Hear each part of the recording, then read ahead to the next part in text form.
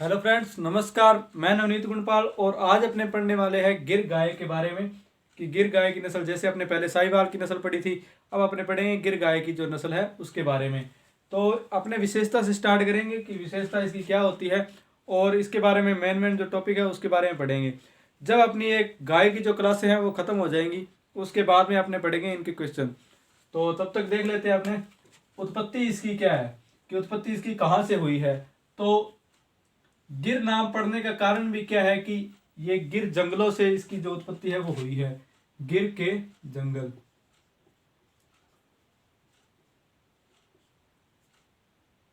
गिर के जो जंगल है वहां से इसकी उत्पत्ति हुई है। और ये है कहां पर? काठियावाड़ गुजरात में है गिर के जंगल, काठियावाड़ गुजरात। तो फिर बात आती है, ये इसमें कोई कंफ्यूजन नहीं है। और इसके बाद में देखें कि अन्य नाम इसके क्या है। अन्य नाम है इसके बहमान, इसको बदावरी भी बोलते हैं। बदावरी वैसे भैंसों की नस्ल है, इसको बदावरी भी बोलते हैं, सूरती भी बोलते हैं, सूरती। अजमेरी रेंडा बोलते हैं, अजमेरी रेंडा। फिर इसके बाद में आता है कि इसका वितरण कहां कहां पर है या कहां कहां पर यह पाई जाती है। तो अगर अपने गुजरात के अंदर देखा था कि उसकी उत्पत्ति हुई है, तो गुजरात के जिलों की बात करें तो गुजरात के जिले हैं जो गुजरात में कहां कहां पाई जाती है। जूनागढ़, भावनगर और अमरेली।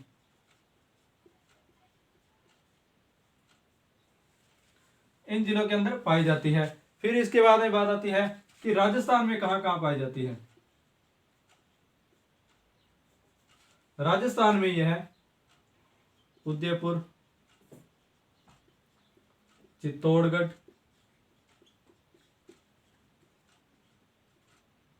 चित्तौड़गढ़ के बाद में अजमेर और झालावाड़ में पाई जाती है। झालावाड़ में क्या है कि इसका प्रजनन केंद्र है झालावाड़ के अंदर।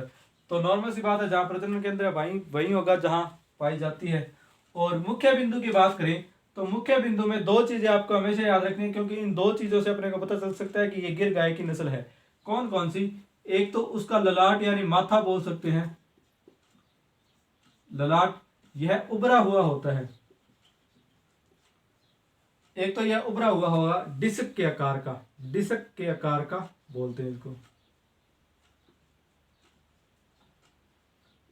और कई किताबों के अंदर इसका लिखा हुआ मिल जाता है उत्तल लेंस के जैसा, जैसे उत्तल लेंस बाहर की ओर निकला हुआ होता है उसी प्रकार से उत्तल जैसी शेप होती है। फिर इसके बाद में आता है ललाट से पता चल जाएगा अगर। और इसके कान देखें तो कान भी दूसरों से अलग है। कान कैसे दूसरों से अलग है? पत्ती नुमा आकार होते हैं, आकार के होते हैं, पत्ती नुमा होते हैं। पत्ती नुमा कैसे होते हैं? इसके कानों की जो शेप है वो जैसे कटे हुए से कान पाए जाते हैं, इस प्रकार से यहां से ऐसे कटे हुए कान से पाए जाते हैं। तो इसको बोलते हैं, क्या बोलते हैं? ये कटे हुए कानों को ईयर नोच बोलते हैं, ईयर नोच बोलते हैं। तो पत्ती नुमा कान हो गए। फिर इसके बाद में अगर इसके सींगों की बात करें तो सींग कैसे होते हैं? सींग अर्धचंद्राकार पाए जाते हैं। कैसे? जैसे ये इसका माथा हो गया जो बाहर की ओर निकला हुआ है, जैसे ये इतना बाहर की ओर निकला हुआ है, तो यहां पर जो अंदर की साइड है यहां पर सींग पाए जाते हैं जो इस प्रकार से अर्धचंद्राकार होते हैं। तो सींग अर्धचंद्राकार और मोटे सींग होते हैं, अर्धचंद्राकार और मोटे सींग होते हैं। इतनी बात होगी। फिर इसके बाद में देखें कि इसका रंग कैसा होता है। रंग रंग अधिकतर लाल होता है, यानी सामान्य लाल बोलते हैं जिसको, सामान्य लाल। और इस लाल रंग पर क्या है, धब्बे पाए जाते हैं।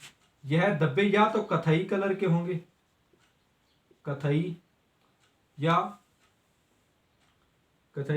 सफेद धब्बे।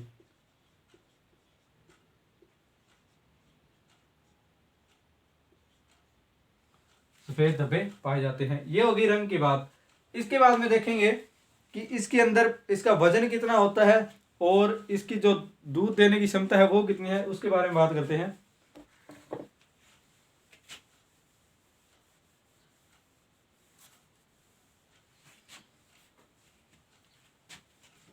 भार कितना होता है इसके अंदर, पहले बात करते हैं भार की।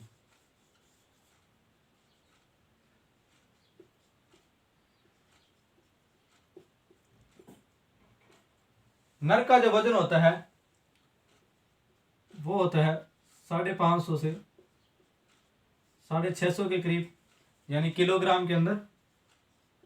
और 380 से, मादा का वजन देखें तो 380 से 450 किलोग्राम पाया जाता है। ये तो होगी इसके वजन की बात। फिर आता है दूध उत्पादन कितना होता है।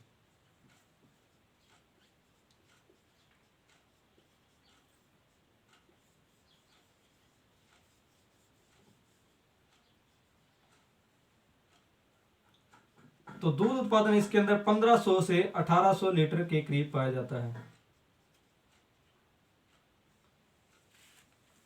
और एलएसए के हिसाब से इसके अंदर दूध 2000 के करीब पाया गया, लेकिन अपने जैसे गवर्नमेंट जो बुक है उसके हिसाब से देखें तो 1500-1800 लीटर के करीब इसके अंदर दूध होता है। फिर इसकी बात होगी। और फैट की बात करें अगर, वसा कितनी होती है इसके अंदर, 4.5% इसके अंदर वसा पाई जाती है। तो ये आपने गिर की बात कर ली है। और आगे की जो नस्ल है उसके अंदर देखेंगे कि कौन सी नस्ल कैसे होती है।